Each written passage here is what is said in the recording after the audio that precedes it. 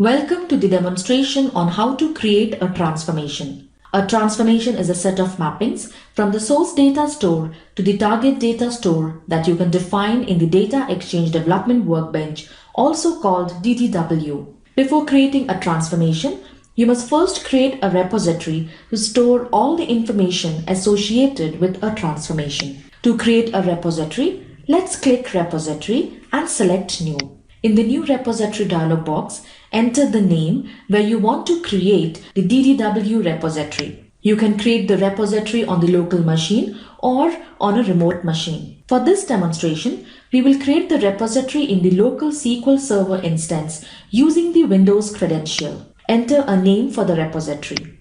The repository DE60 repo is created and you are automatically connected to it.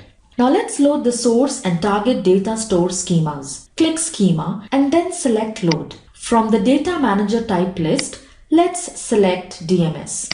The Host Service box lists the Data Exchange OS 2200 service registered with DEMS. Select the desired service. Now enter the credentials to connect to the OS 2200 host. Select the application group and schema identifier. Click Verify Connection. This ensures that the connection is established between DDW and host. You can now see that the DNS schema is loaded in the schema view. To use Kafka as the target, you must load an XSD file. If you already have an XSD file that contains the schema definition, you can load it using the Load Schema option. Or you can use the Export Schema option to generate an XSD file from the source schema. We will use the Export Schema option. For this, right-click the source schema and select Export Schema. The Export Schema dialog box displays the name of the XSD file and the path where it will be saved. Select Load Schema.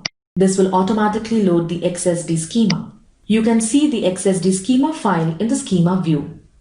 Now that we have loaded both source and target schemas, you can create a new transformation. For this, click Transformation and select New. The Classifier Map Designer opens for defining the mappings. Select a DMS record type, also called the classifier, and drag it to the Classifier Map Designer.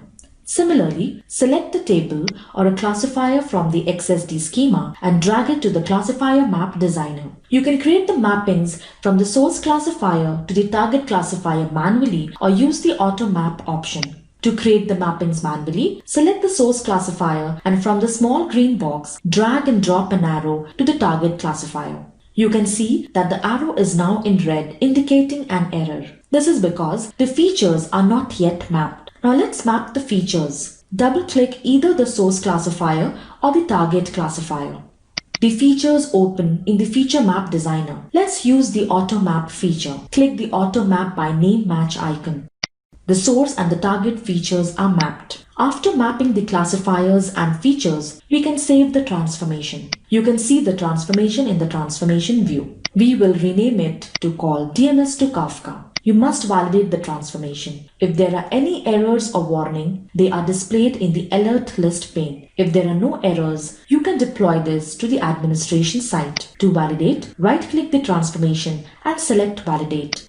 To deploy, right-click the transformation and select Deploy. The Admin Service box lists the compatible administrative services registered with DEMS. Select the desired administrative service. The transformation is deployed to the administration site.